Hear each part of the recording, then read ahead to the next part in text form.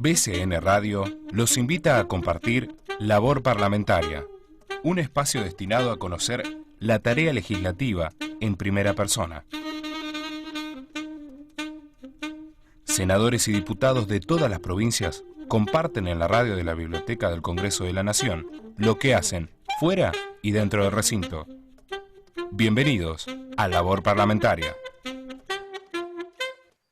Muy buenas tardes, bienvenidos a un nuevo programa de Labor Parlamentaria. Quien les habla, Gustavo Fulco, les da bienvenida a una nueva historia, siempre por BCN Radio, la radio de la Biblioteca del Congreso de la Nación. En esta oportunidad tenemos el agrado de poder conocer un poco más de la vida de Juan Carlos Alderete. Él es un político y dirigente social argentino, líder de la CCC y dirigente nacional del PCR. Le damos la bienvenida representando al Frente de Todos y a la provincia de Buenos Aires, al diputado Juan Carlos Alderete. Diputado, muchas gracias por su tiempo y bienvenido a Labor Parlamentaria. ¿Cómo le va, Gustavo? Muy buenas tardes.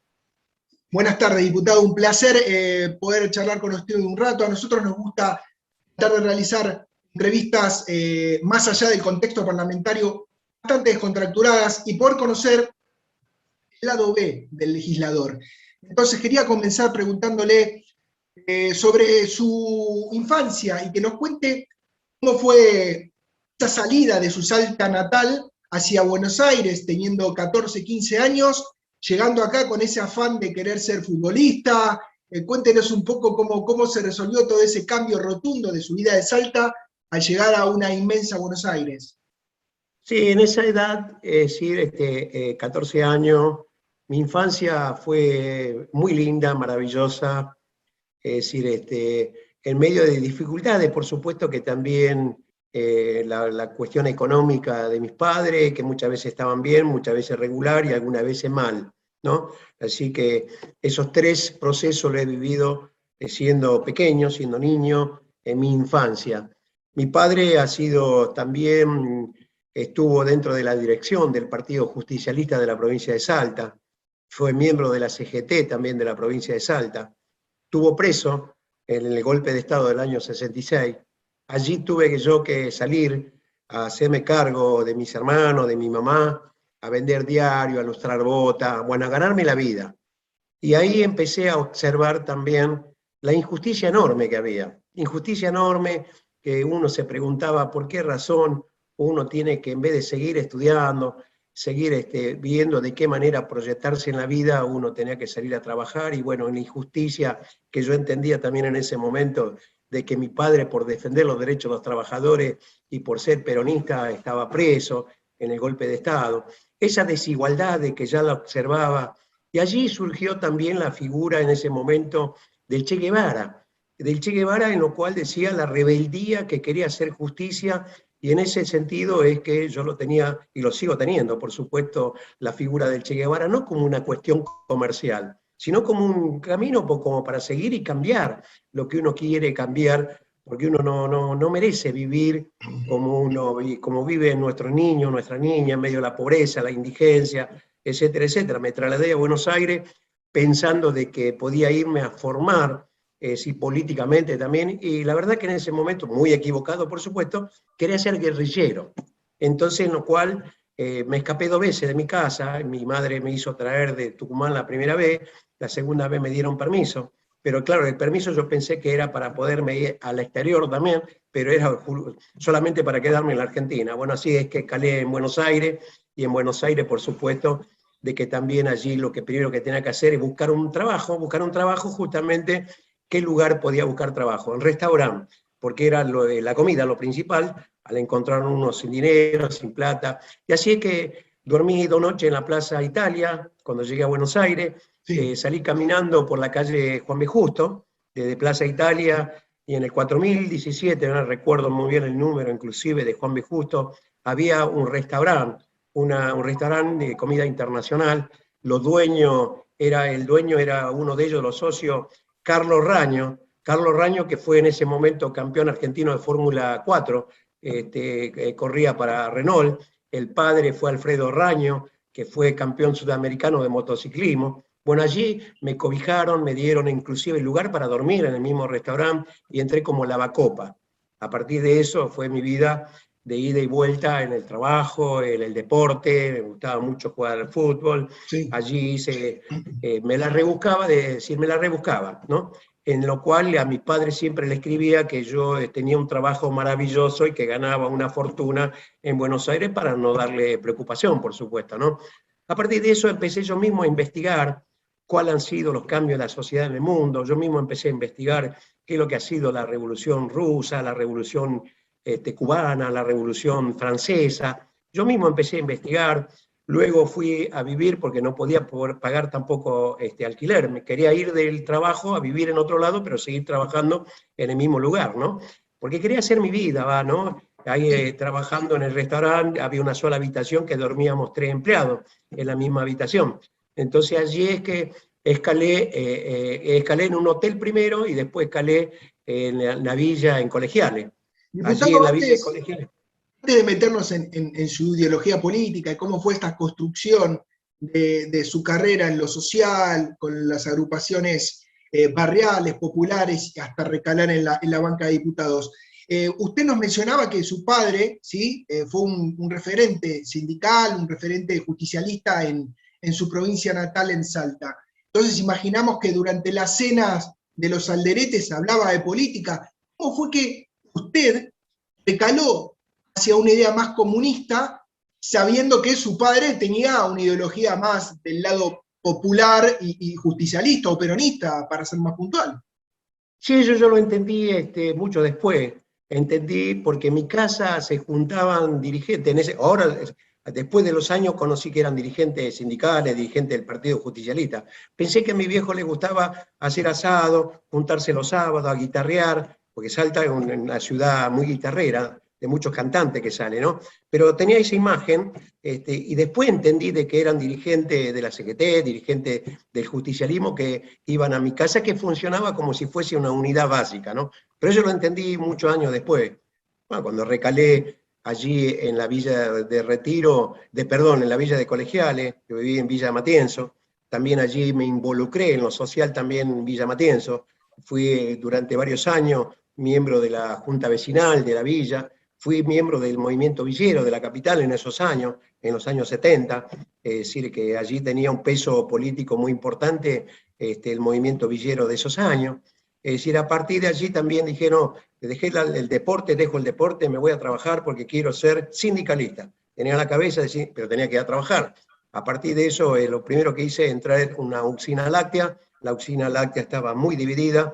Como a mí me gustaba el deporte, me gustaba lo social, digo, hay que unificar a los trabajadores que están tan desunidos. Hacía campeonato de fútbol, una vez al mes festejaba el cumpleaños de cualquier compañero. Cuando nacía una criatura de un compañero o de una compañera, se hacía un Moisés, se regalaba un Moisés al nacimiento. Fui unificando la fábrica hasta que he sido elegido primero delegado de sesión, luego de delegado general, porque en ese tiempo se usaba la palabra delegado general de la fábrica y éramos 7 delegados de la planta. Sí. Y allí empecé a buscar también la historia del sindicalismo en Argentina. En eso de buscar el sindicalismo argentino, me han invitado a participar de un plenario nacional allí en el Córdoba Sport, es decir, que en ese momento era el secretario del ESMATA de Córdoba, René Salamanca, donde habían 10.000 trabajadores mecánicos en ese momento de distintos gremios, que eran lo mejor pago del país, ¿no? En lo cual allí me gustó el modelo sindical que presentaba René Salamanca, que el sindicalista tiene que estar 15 días en la producción, 15 días atendiendo a sus afiliados en el sindicato y no tiene que ganar ningún sobresueldo para conocer la realidad del obrero y estar permanentemente con el obrero también. A partir de eso empecé a practicar el sindicalismo clasista. En ese momento éramos clasistas y solamente éramos sectarios, por supuesto, porque solamente los clasistas podían estar en esa organización sindical, ¿no? A partir de eso... ¿Cómo fue este proceso de mutación, de cambio o de incorporación hacia las agrupaciones más barriales, más populares? Porque usted nos cuenta que sus inicios en la política fueron, más allá de lo que usted viene de arraigo por familia, sus inicios fueron en esta empresa láctea desde el lado sindical.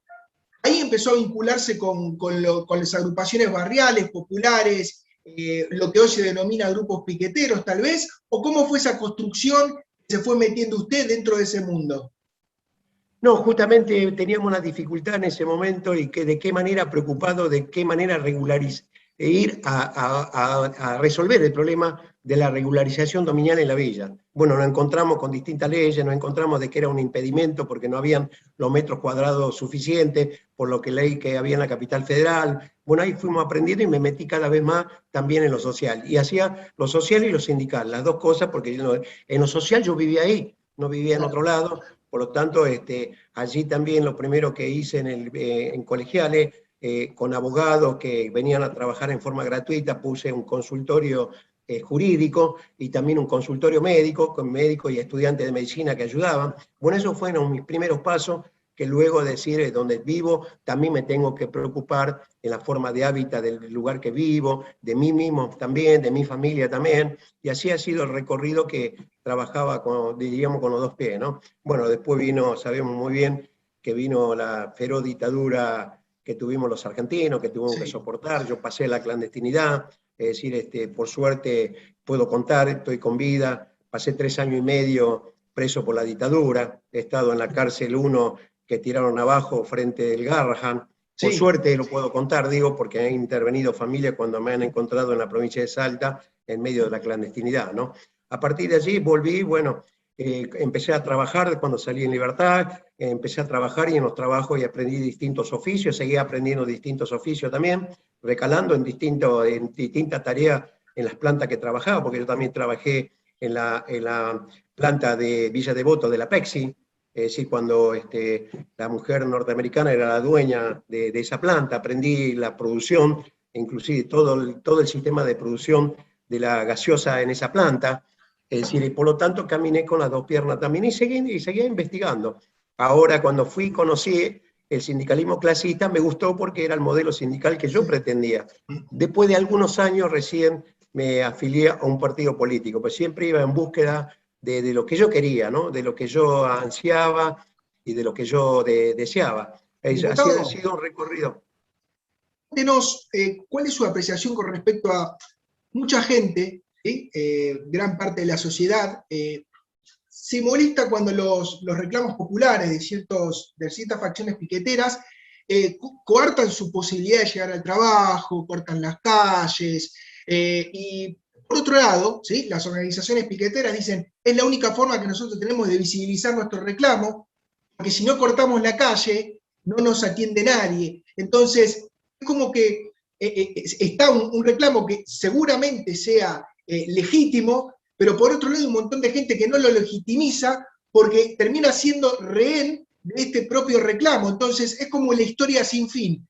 ¿Qué vuelta o qué solución, como líder usted y representante de los ciudadanos de Buenos Aires, puede llegar a encontrar a los ciudadanos lleguen a su trabajo en tiempo y forma, las agrupaciones piqueteras puedan hacer su reclamo como está en la Constitución Nacional?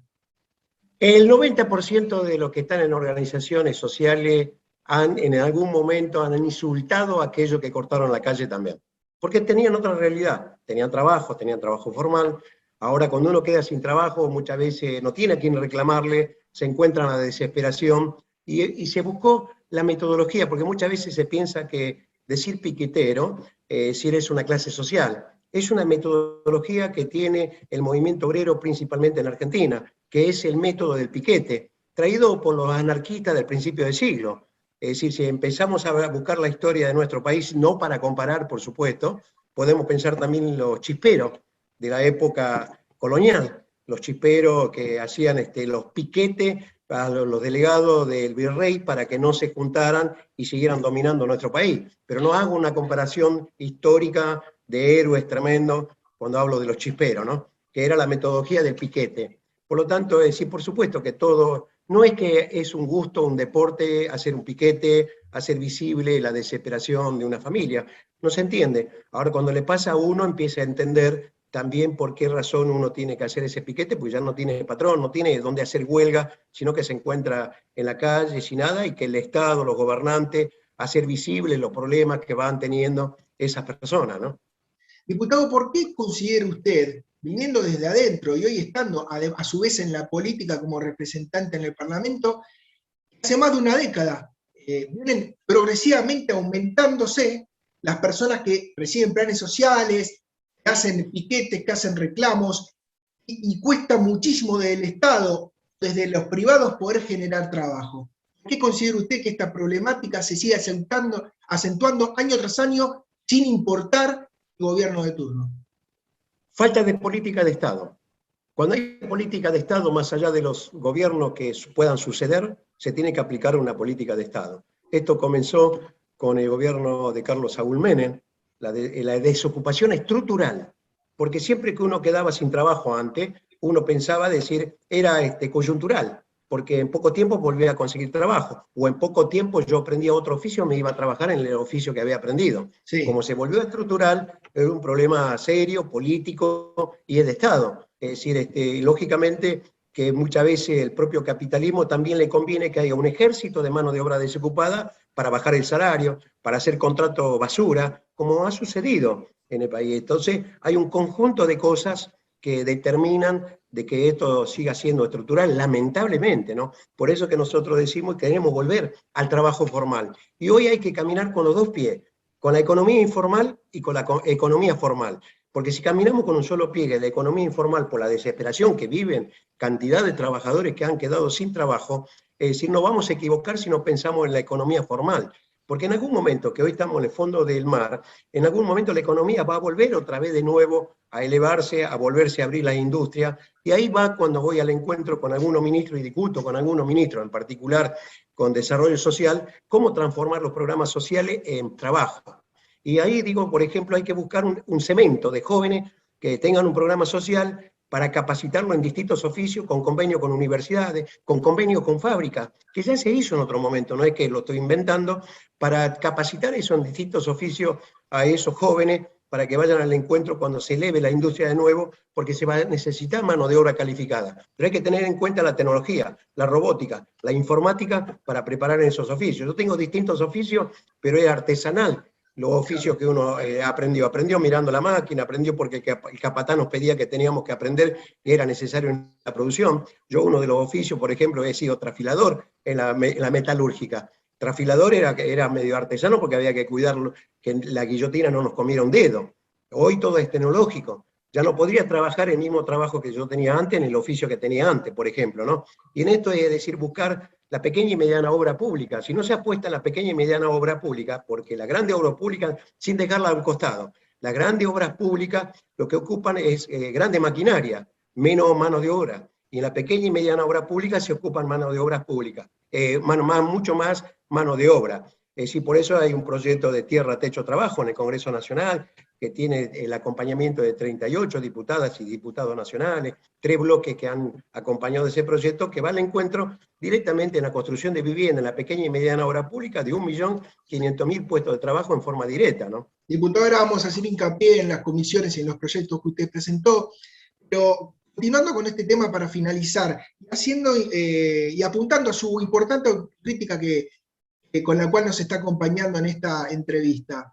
¿Por qué usted considera que mucha gente desconfía de las organizaciones piqueteras al ser como manejadas a gusto y pachere por gerentes o delegados, cabezas de agrupación, y se dice que no hay un dominio real de estas asignaciones por parte de los beneficiarios, sino que están dominadas por una persona que maneja los planes sociales? ¿Cuánto de realidad hay en esto, sabiendo que es necesario que haya una cabeza de grupo, una persona que organice, pero también es necesario que alguien maneje los planes sociales de forma grupal, o esto es más mito que realidad?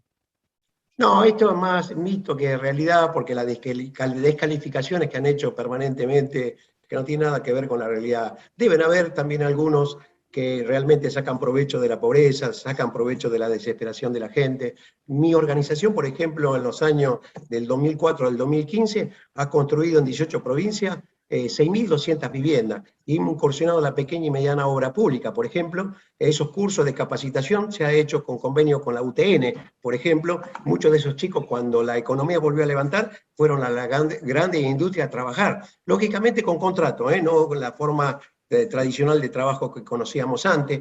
Es decir, por lo tanto, es una descalificación que han hecho permanentemente. Hoy los programas sociales están trabajando, es controlado por el Ministerio de Trabajo de la Nación. Yo mismo le pido a mis compañeros, ojo con sacarle una moneda a los compañeros. Cualquiera que le quiera sacar una moneda, denuncien al ministerio, por favor. La tarjeta la manejan directamente los beneficiarios, no la manejan los dirigentes, salvo que haya excepciones que algunos dirigentes le saquen las tarjetas a esos beneficiarios, ¿no?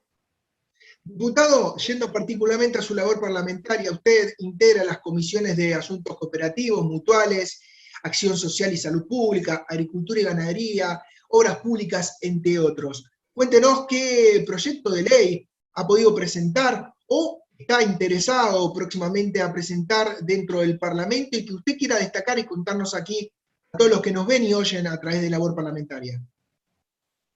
Y bueno, en primer lugar, yo apenas asumí, también pedí, por ejemplo, está la mención de honor de diputado nacional al doctor Juan Bautista Alberti, al doctor Ramón Carrillo.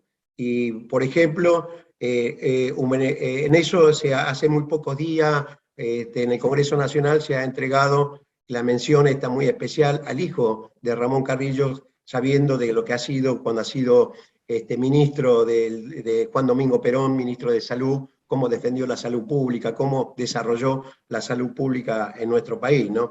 Es decir, también he presentado uno de eximir a los clubes de barrio y de pueblo del pago de tarifas de los servicios de energía eléctrica, de gas natural, gas envasado, agua potable y conexión de desagüe, cloacales y telefonía fija por el plazo de 1 año, por ejemplo.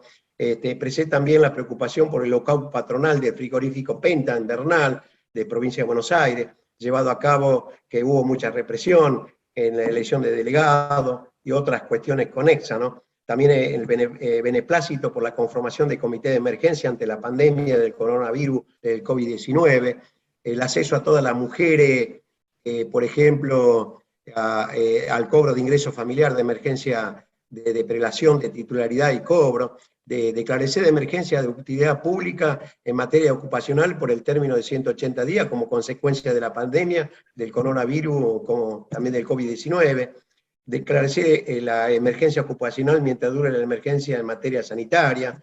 Es decir, también está esta ley, el proyecto de ley que Techo Tierra Trabajo. Es decir, y en este caso estoy trabajando inclusive con anteproyecto de ley, porque las cooperativas sociales son tratadas igual que aquellas cooperativas tradicionales que tienen respaldo económico, que tienen otro movimiento económico, la tratan por igual a una cooperativa social, y en esto tiene que haber un cambio también. Y un cambio que también tenemos que aprender de otros países.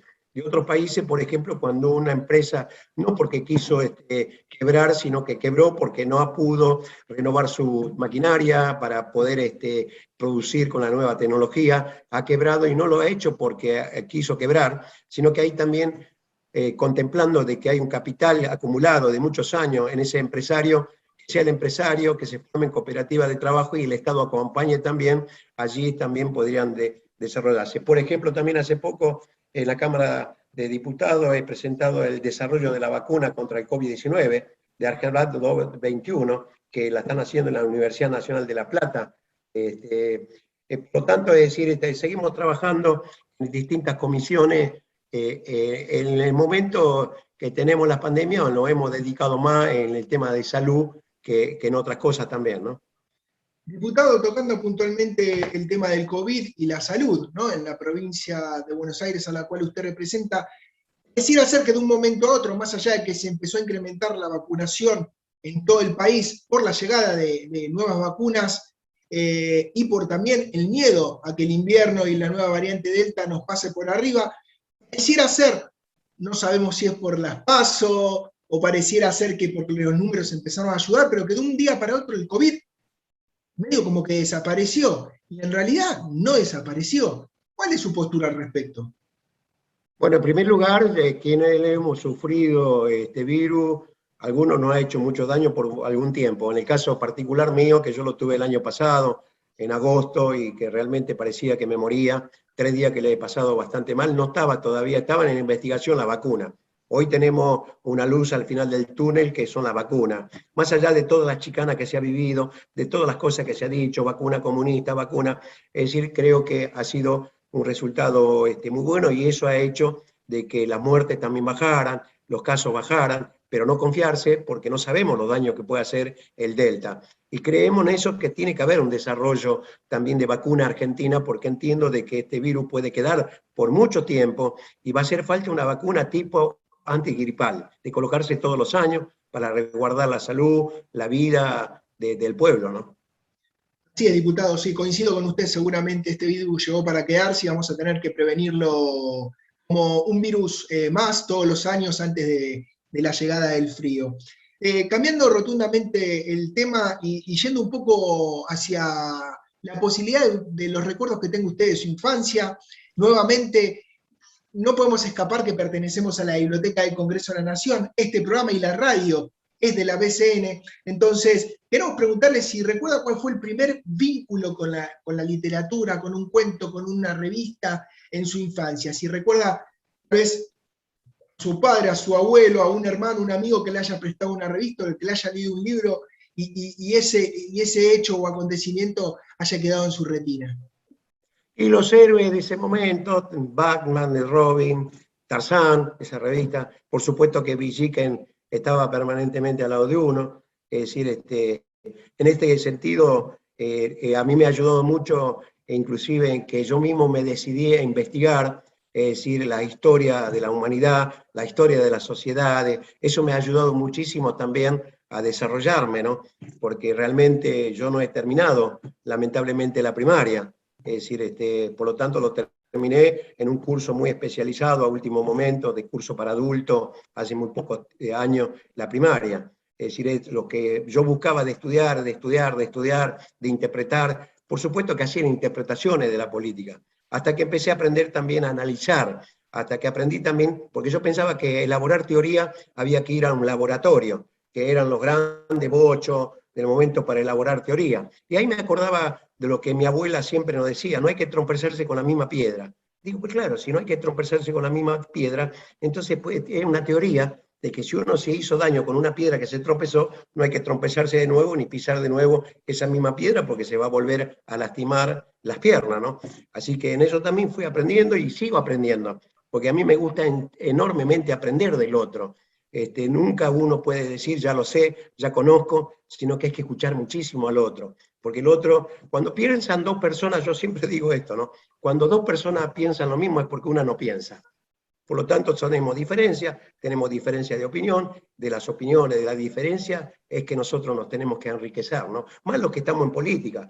Si yo siempre rechacé, inclusive ocupar cargo en el gobierno. Es decir, otros presidentes me han ofrecido también estar en el gobierno. Yo renuncié en un lugar que salió, por ejemplo, en el Frente Progresista en el año 2011, como diputado nacional. Renuncié porque no me encontraba, es decir, bueno, hasta que entendí que no solo hay que tirar piedra de afuera, también hay que estar en la gestión, es decir, no dejar principalmente lo que uno representa, lo que uno defiende, sino que también hay que estar en la gestión, porque eso también debe ayudar a lo que uno representa y a lo que uno defiende, ¿no? Ninguna duda, y tratar de no llegar a tirar ni siquiera piedras, que desde la gestión se puedan solucionar los temas, sin ninguna duda. Diputado, para ir finalizando y agradecerle por su tiempo y por la historia de su vida que nos puede compartir en el programa de hoy, ¿usted recuerda cuál fue la primera biblioteca que visitó? La primera biblioteca que yo visité fue acá justamente en una reunión que fui, que me llevaron a Villa Retiro, que ahí había una villa que se llamaba Güeme, justamente que dependía directamente de Carlos Mujica. Ahí fue la primera biblioteca que llegué a visitar, ¿no? Biblioteca popular. Después he visitado otras bibliotecas, he visitado algunos museos ya cuando era un poquito más grande también, diríamos en mi juventud, ¿no? En mi juventud soy un apasionado de la investigación, soy un apasionado de la política, la militancia es mi vida, mi militancia me ha hecho muy feliz en mi vida, no me arrepiento de nada de lo que he hecho, lo que sí de aquellos errores que he cometido, uno trata de no cometer el mismo error, no ser formal cuando uno se autocritica, de eso también he aprendido de la vida, ¿no? Diputado, usted es una persona con calle, con suela gastada, como se dice en el barrio, y que por lo que nos cuente y por lo que podemos leer de usted, ha experimentado varias varias situaciones, como tal vez la carencia en la juventud, el llegar sin nada a Buenos Aires, el haber estado durante algunos años preso, y el trascender todo eso y llegar a una banca en el Congreso no es algo chico. Pero más allá de todo lo que usted vivió, ¿qué cuenta pendiente le queda? Cuenta pendiente es el desafío que uno tiene de poder mirar a los ojos de mis hijos, de mi nieto, y que se sientan orgullosos por lo que uno trató de hacer, de cambiarle también para que ellos se superen, tengan otra perspectiva de futuro. Quien le habla, y yo hablo con mis hijos, con mi nieto, es decir, de lo que he vivido, de lo que, la vivencia que tuve, buena, regular, mala. Cuando a mi padre le fue mal, yo tuve que también, mi padre tuvo que construir una habitación con lona de alpillera, que en ese momento se usaba mucho la lona de alpillera, pintada con cal para que no se vea del otro lado, con piso de tierra. Es decir, que todo debe costar y todos tenemos que entender que aquel cosa que vamos consiguiendo nos cuesta, y porque nos cuesta la tenemos que cuidar, ¿no? Que no viene nada de arriba. Eso mis hijos, mis nietos me lo agradecen profundamente, porque le dije, nada es regalo, todo tiene que sacrificarse. Y así como ellos me pedían muchas veces, de que como yo soy conocido y tengo muchos amigos, que lo haga entrar en algún lugar de trabajo. Le decía, no, búsquense en ustedes y ustedes tienen que ganarse el lugar. No tienen por qué ustedes a través mío conseguir un lugar de privilegio, como ustedes tienen que vivir igual que el resto de la población, ¿no? Y eso son satisfacciones enormes que me ha dado la vida, con mis hijos, con mi familia, con mis nietos. Y por supuesto que lo miro a los ojos a mis hijos y realmente es un orgullo. Diputado, déjeme agradecerle a quienes hacen posible que usted y yo podamos conocernos, charlar y brindarle su historia a todos nuestros oyentes. Gabriela Barranca desde la producción general, Valeria Velázquez en la producción también del programa y redes sociales, a la gente que conduce la BCN Radio y a aquellos de la Subdirección de Prensa y Difusión de la Biblioteca del Congreso que nos dan la posibilidad de realizar este programa. Espero, diputado, que haya disfrutado la entrevista tanto como nosotros. No, por supuesto que gratificante, porque a lo mejor si me lo hacían hace un tiempo atrás no lo podía decir, porque justamente me cuesta hablar, y me cuesta hablar de mí. A mí me gusta más hablar de mi organización, porque soy producto de mi organización y no soy producto de mí mismo, ¿no? Así que muchas gracias por esa entrevista a ustedes. No, muchas gracias a usted, diputado, y quien les habla, Gustavo Fulco, los despide hasta la próxima semana con una nueva historia aquí en Labor Parlamentaria, siempre por BCN Radio, la radio de la Biblioteca del Congreso de la Nación. Muchísimas gracias. Programa producido por la Subdirección de Prensa y Difusión de la Biblioteca del Congreso de la Nación.